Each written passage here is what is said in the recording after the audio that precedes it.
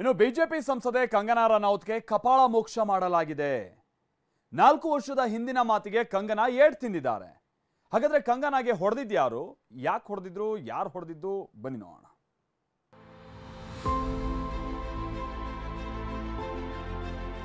ಕಂಗನಾ ಬಾಲಿವುಡ್ನ ಬೆಂಕಿ ಚೆಂಡು. ಹಿಮಾಚಲ ಪ್ರದೇಶದ ಮಂಡಿ ಲೋಕಸಭಾ ಕ್ಷೇತ್ರದಿಂದ ಸ್ಪರ್ಧಿಸಿ ಗೆದ್ದಿರೋ ಕಂಗನಾ ರನೌತ್ ಸುತ್ತ ವಿವಾದಗಳ ಬೆಟ್ಟವೇ ಇದೆ. ಇದೀಗ 4 ವರ್ಷದ ಹಿಂದೆ ಆಡಿದ್ದ ಒಂದು ಮಾತಿನಿಂದ ಕಂಗನಾ ಕಪಾಳಕ್ಕೆ ಏಟು ಬಿದ್ದಿದೆ. ಚಂಡೀಗಢ ವಿಮಾನ ನಿಲ್ದಾಣದಲ್ಲಿ ಕಂಗನಾಗೆ ಕಪಾಳ ಮೋಕ್ಷ.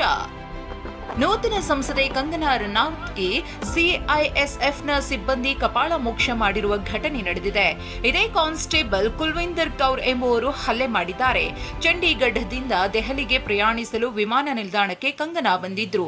ಈ ವೇಳೆ ಭದ್ರತಾ ಸಿಬ್ಬಂದಿ ಕೌರ್ ಕಂಗನಾಗೆ ಕಪಾಳ ಮೋಕ್ಷ ಮಾಡಿದ್ದಾರೆ.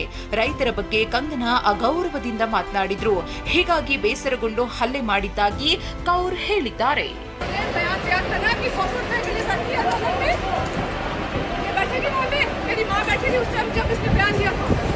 ವಿಷಯ ಅಂದ್ರೆ 2020ರ ಸಂದರ್ಭದಲ್ಲಿ ರೈತರು ಪ್ರತಿಭಟನೆ ಮಾಡ್ತಿದ್ರು.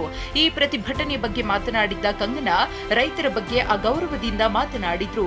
ಮಹಿಳಾ ರೈತರು 100 ರೂಪಾಯಿಗೆ ಪ್ರತಿಭಟನೆ ಮಾಡಲು ಬರ್ತಾರೆ ಅಂತೆಲ್ಲ ಮಾತನಾಡಿದ್ರು. ಪ್ರತಿಭಟನೆಯಲ್ಲಿ ಇಂದು ಹಲ್ಲೆ ಮಾಡಿದ ಕೌರ್ ಅವರ ತಾಯಿಯೂ ಇದ್ರು ಎನ್ನಲಾಗಿದೆ. ಹೀಗಾಗಿ ಬೇಸರಗೊಂಡು ಕೌರ್ ಹಲ್ಲೆ ಮಾಡಿದ್ದಾರೆ ಅಂತ ಹೇಳಲಾಗ್ತಿದೆ. ಇದಾದ ಬಳಿಕ ಪ್ರತಿಕ್ರಿಯಿಸಿರೋ ಕಂಗನಾ ಮತ್ತೆ ನಾಲಿಗೆ ಹರಿಬಿಟ್ಟಿದ್ದಾರೆ. और साइड से आकर जो मुझे मेरे फेस पे हिट किया और गालियाँ देने लगी. और जब मैंने उनको पूछा कि उन्होंने ऐसा क्यों किया तो उन्होंने कहा कि वो फार्मर्स प्रोटेस्ट को जो है वो सपोर्ट करती हैं और I am safe. But my concern is कि जो आतंकवाद और उग्रवाद पंजाब में बढ़ रहा है, how do we handle that. ಸದ್ಯ ಕಂಗನಾಗೆ ಕಪಾಳ ಮೋಕ್ಷ ಮಾಡಿದ ಕೌರ್ ವಿರುದ್ಧ ಎಫ್ಐಆರ್ ದಾಖಲಿಸಿ ವಿಚಾರಣೆಗೊಳಪಡಿಸಲಾಗಿದೆ. Bureau report, TV9.